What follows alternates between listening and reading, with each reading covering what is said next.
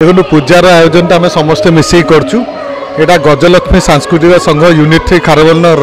31तम पूजा last 8 वर्ष है आम जाओडिशा भी मिशिचु यहाँ माने सेतेबेले मोर बापा श्रीजुक्त सुकाम चंद्र सामंतराय मुन्नाराम भाई चंपती मौसा एमती बहुत जन स्टार्ट करते तो से परंपरा को आम आगे नहीं चलचु।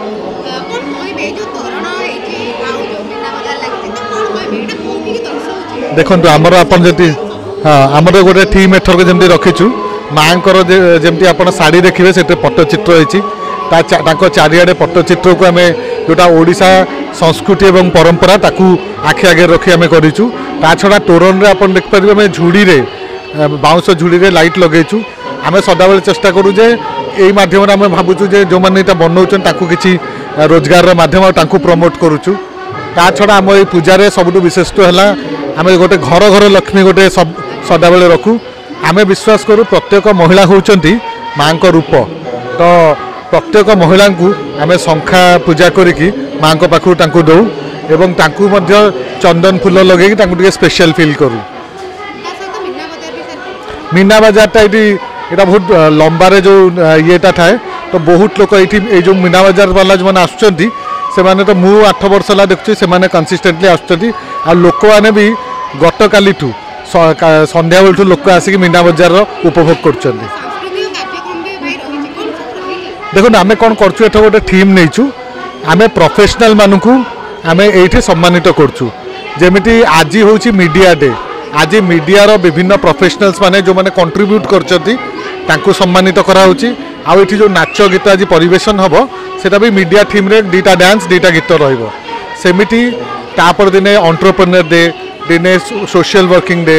दिने हमर डॉक्टर्स डे तो प्रतिदिन आम गोटे प्रोफेशन को सम्मानित करछु। देखो यही समाज आम प्रति बहुत किसी देइछि आमे विश्वास करूँ जे आमे जहाँ भी अच्छु ये समाज और कम्युनिटी को लेकिन से आम कम्युनिटी पार्टिसिपेशन एवं लोकों सहित रहीकि लोकों सहित रही प्रोग्राम करने को चेष्टा करूँ।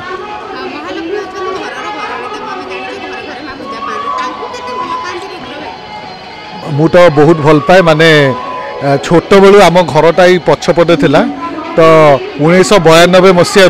मु सदाबले ऊपर से छोट थी देखुली तो माँ को आशीर्वाद सदाबले थाए आ माँ को आशीर्वाद को लेकिन आम समस्ते सदाबले आगू बढ़ू। देखो जाओडिशा वॉलंटियर्स मु निजक भाग्यवान मन करी जे मो सहित एमती गोटे टीम अच्छी जहाँ को मत किसी कहया पड़ेनी लास्ट विगत 13 वर्ष हो गलानी यही टीम रे नुआ लोक आड होउचंती पुराना लोक रोचंती आ समस्ते गोटे सिस्टमैटिक वे रे आज पर्यंत मत किसी कहया पड़ेनी मुझे जस्ट आसिक पहुँचली से निज निज कार्य ऑटोमेटिकली करती।